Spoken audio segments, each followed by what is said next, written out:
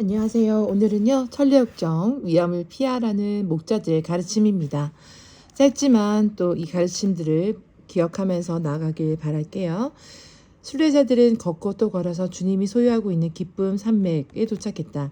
곧장 언덕을 올라가며 정원과 과수원, 포도밭과 샘물들을 두루 구경했다. 우물을 만나며 물을 길어 목을 축이고 몸을 씻었으며 포도원에서는 양껏 열매를 따먹었다. 산꼭대기에 오르자 목자들이 풀을 뜯는 양떼를 지켜보며 큰 길가에 서 있었다. 그쪽으로 다가간 크리스천과 소망은 지팡이에 기대선 채 순례자들은 피로를 달래기 위해 그런 자세로 서서 이야기를 나누곤 했다. 물었다. 기쁨 산맥의 주인은 어떤 분입니까? 그리고 먹이고 있는 양떼는 어느 분의 것이죠? 한 목자가 대답했다. 근방의 산들은 모두 임마누엘 어른의 땅입니다. 어디서든 그분의 나라가 한눈에 보입니다. 양들도 모두 그분의 거예요. 양떼를 위해 목숨까지 내놓으셨던 분이죠. 그럼 이게 새 예루살렘 성으로 가는 길입니까? 크리스천이 물었다. 맞습니다. 방향을 제대로 잡으셨네요. 여기서 얼마나 더 가야 할까요? 크리스천은 더 많은 정보를 얻고 싶어 했다.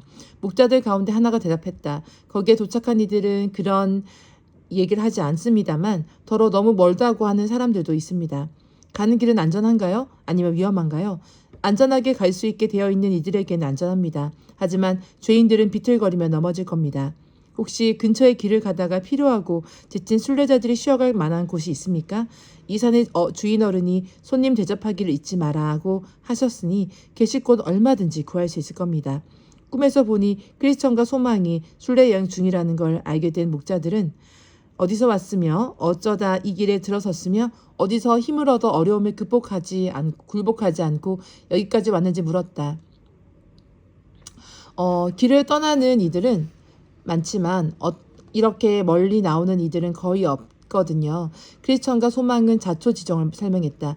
이야기를 들은 목자들은 크게 기뻐했다. 사랑스러운 눈으로 바라보며 기쁨 산맥에 온 걸 따뜻하게 환영해 주었다. 목자들의 이름은 지식, 경험, 경계 그리고 성실이었는데 두 순례자의 손을 잡고 양치기 천막으로 데려가서 푸짐한 밥상을 차려주었다. 뿐만 아니라 며칠 더 머물며 같이 교제하면서 기쁨 산맥에서 나온 온갖 유익한 것들로 기운을 차린 뒤에 떠나라고 했다. 크리스천과 소망은 내심 바라던 일이라며 그렇게 하겠다고 대답했다. 그날은 이미 밤이 깊었으므로 다들 잠자리에 들었다. 다음날 아침 목자들은 함께 산 위에 가보자며 순례자들을 불렀다. 크리스천과 소망은 기가 막히게 아름다운 경치를 둘러보면서 양치기들과 나란히 걸었다.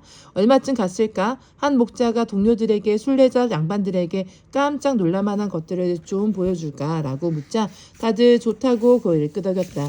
그러곤 실족이라는 봉우리로 이끌었는데 길 바깥쪽은 깎아지른 절벽이었다. 목자들은 아래를 내려다보라고 했다. 벼랑에서 떨어져 산산 조각이 난 주검들이 눈에 들어왔다. 크리스천이 어찌 된 일이냐고 묻자 목자들은 대답했다. 육체의 부활이 없다고 주장하면서 믿음을 저버린 후메네오와 빌레도의 말에 귀를 기울이다 실족했던 이들의 이야기를 들어보셨습니까? 순례자들이 고개를 끄덕이자 목자들이 말을 이었다. 방금 여러분이 본 낭떠러지 아래로 추락해서 박살이 난 시신들이 바로 그 아들입니다. 그이들입니다. 보다시피 지금까지 땅에 묻지 않고 저렇게 두었습니다. 뒷사람들에게 이 산을 너무 높이 오르려 하거나 지나치게 낭떠러지 끄트머리에 다가서면 어떻게 되는지 경고하려는 뜻이죠. 이어서 목사들을 순례자들의 주의라는 또 다른 봉우리로 데려가서는 멀리 내려다보라고 했다. 가리키는 곳을 자세히 보니 적잖은 사람들이 무덤 사이를 오르내리고 있었다. 비석에 걸려 넘어지고 자빠지면서도 좀처럼 빠져나오지 못하는 걸로 미루어 10중 8구 소경이 아닐까 싶었다. 크리스천이 다시 물었다. 저건 또 어찌 된 일이죠? 목자들은 자성하게 설명해 주었다. 혹시 산 아래쪽을 지나다가 길 왼편 풀밭으로 들어가는 발판을 보셨습니까? 그 턱을 내려 서면 곧바로 절망 거인이 지배하는 의심의 성으로 통하는 길이옵니다. 그러고 무덤 사이를 헤매는 이들은 가리키며 말했다. 저 양반들도 한때는 여러분들처럼 순례자였습니다. 하지만 갈수록 도로의 상태가 험해지자 참길을 버리고 초원으로 들어간 쪽을 선택했고 풀밭으로 내려서자마자 절망 거인의 손에 붙들려 의심의 성으로 끌려가게 됐죠. 거인은 포로들을 한동안 지하 감방에 가뒀다가 결국 눈을 뽑은 다음 적에 내다버렸습니다. 그래서 지금도 저렇게 무덤 틈마구니에서 이리저리 방황하고 있는 겁니다. 슬기로운 길에서 빗나간 사람은 죽은 사람들과 함께 쉬게 될 것이라는 말씀대로 된 셈이죠. 순간 크리스천과 소망은 서로 마주보았다. 눈물이 하염없이 흘러내렸지만 아무 말도 하지 않았다. 다음으로 순례자들을 내려간 곳은 계곡이었다. 산자락 아래로 조그만 문이 보였다. 목자들은 문을 열어 젖히더니 들여다보라고 했다. 안쪽은 캄캄하고 연기가 가득했다. 불길이 맹렬하게 타오르는 소리와 아울러 끔찍한 고통을 당한 이들의 울부짖음이 들렸으며 유황 냄새가 코를 찔렀다. 그래서 저는 물었다. 이건 무슨 의미입니까? 목사가 대답했다. 지옥으로 가는 새길입니다. 에서처럼 장자의 명분을 팔아먹거나 유다처럼 주인을 돈 몇 푼과 바꾸거나 알렉산더처럼 복음을 욕되게 하거나 아나니아와 그의 아내 삽비라처럼 속이고 감추는 위선자들이 들어가는 통로입니다. 그때 소망이 목자들에게 질문했다. 여러분들이 꼽으신 분들도 한때는 다들 우리처럼 순례자의 모습을 하고 있었을 것 같습니다. 그렇지 않습니까? 맞습니다. 제법 긴 세월을 순례자로 살았죠. 한 목자가 말했다. 저렇게 처참한 지경에 빠지기 전까지 얼마나 오랜 순례 여행을 계속했던 거죠? 소망이 캐물었다. 더러운 이 산맥까지 왔었고 심지어 더 멀리 갔던 이들도 있습니다. 물론 이것보다 훨씬 안쪽에서 끝낸 분류도 있고요. 목자의 대답을 들은 순례자들은 서로 바라보며 말했다. 강하신 주님께 힘을 달라고 부르짖어야겠습니다. 옳습니다. 목자들도 같은 생각이었다. 힘을 얻는데 그치지 말고 제대로 쓸 줄 알아야 합니다. 순례자들은 이쯤에서 다시 제 길을 가는 게 좋다고 생각했다. 일행은 산맥 끄트머리까지 함께 걸었다. 그런데 서로 헤어지기 직전에 한 목자가 동료들에게 말했다.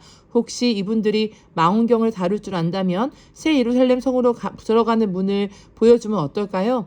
순례자들을 뛸듯이 기뻐했다. 양치기들은 크리스천과 소망을 선명이라는 봉우리로 데리고 올라가서 먼 곳까지 또렷이 볼 수 있도록 망원경을 건네주었다. 하지만 목자들이 지금껏 보여준 일들을 떠올리니 손이 부들부들 떨려서 똑바로 들여다볼 수가 없었다. 그래도 어렴풋하게나마 성문과 그 영광을 엿볼 수가 있었다. 순례자들은 산자락을 떠나면서 이렇게 노래했다. 목자들이 드러내 보여주었네. 다른 이들에게는 단단히 감춰진 비밀. 목자들에게 가보라. 오묘한 일, 감추어진 일, 그 신비로운 일을 보고 싶다면 작별을 앞두고 지식 목자가 자세히 그려진 지도 한 장을 건네주었다. 경험 목자는 입에 발린 소리를 해대는 아첨쟁이들을 조심하라고 충고했다. 세 번째, 목자 경계는 마법의 땅에서 잠들지 말라고 경고했다. 그리고 마지막 목자 성실은 하나님의 축복을 빌어주었다. 바로 그 순간 나는 퍼뜩 잠에서 깨어났다.